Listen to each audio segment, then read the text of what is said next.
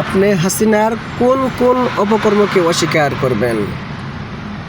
একটা জাতির বিপর্যয়ের জন্যে একটা শিক্ষা ব্যবস্থা ধ্বংস করে দেওয়াই যথেষ্ট, আর কিচ্ছু করতে হয় না।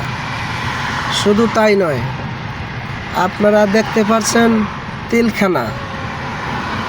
তিলখানার হত্যা, এটা একটা জাতিকে বিপর্যয়ের একবারে শেষ প্রান্তে নিয়ে যায়। শুধু তাই নয়, আপনারা আর কোন কোন হাসিনার অপকর্ম অস্বীকার করবেন? আপনারা জানেন শাপলা চত্বর, সেই বিশাল গণহত্যা, সেটার দায়ভার কে নিবে এখন? সেই হাসিনা তো আর জায়গায় নেই।